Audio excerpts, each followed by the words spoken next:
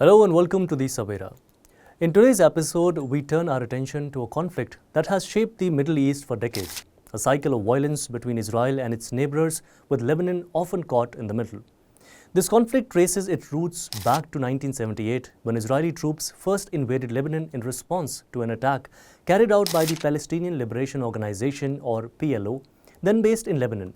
Israel's swift military action pushed the PLO and hundreds of thousands of civilians further north, setting off a series of displacements that mirror the suffering we see today. A United Nations force, UNIFIL, was deployed to monitor the border, but even now, more than 4 decades later, many criticize its limited effectiveness. In 1982, Israel launched another invasion. This time, the Lebanese government was forced to expel the PLO, driving them into exile in Tunisia. During the chaos, one of the darkest moments in this history occurred: the massacre of Savera and Shatila, where Palestinian civilians were killed in a Lebanese militia raid. An Israeli inquiry found the country's then defense minister, Ariel Sharon, indirectly responsible. Amid the destruction in southern Lebanon, a new force emerged: Hezbollah, a militant group formed with one aim: to persist Israeli occupation. Despite the assassination of their first leader, Abbas al-Musawi, in 1992, Hezbollah grew under the leadership of Hassan Nasrallah, who received backing from Iran and Syria.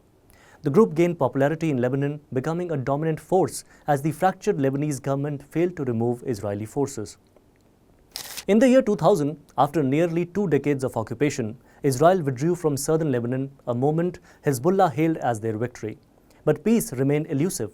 Just 6 years later, another war broke out when Hezbollah launched an incursion into Israeli territory, sparking a fierce conflict that saw more than 1,000 Lebanese civilians killed.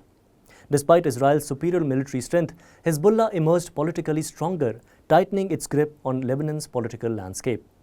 Fast forward to the present, and the region once again stands on the brink of a broader war. Israel's military actions in Lebanon are intensifying as it prepares for a potential strike on Iran. The situation has escalated rapidly. Israeli airstrikes have pounded central Beirut, killing civilians and causing widespread damage.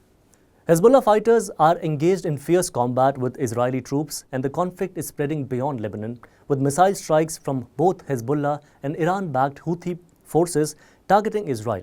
Israel's war cabinet is reportedly preparing for further escalation, with Prime Minister Benjamin Netanyahu stating, בעיצומה של מלחמה קשה נגד ציר הרשע של איראן שמבקש להשמיד אותנו. זה לא יקרה, כי נעמוד יחד, ובעזרת השם ננצח יחד. We are at the height of a difficult war against Iran's excess of evil, but we will stand together, and with God's help, we will win. Meanwhile, Iran has responded with missile strikes on Israeli air bases, while also purging its own security forces, fearing Israeli infiltration within its ranks. The tension in the region continues to mount, echoing the tragic history of conflict and resistance that has defined this part of the world for decades. As we witness these unfolding events, the words of the late Lebanese poet Khalil Gibran ring truer than ever. Pity the nation that raises not its voice, save when it walks in a funeral. The cycle of war persists, leaving civilians once again paying the ultimate price. Thank you for watching, and stay tuned to the Savera.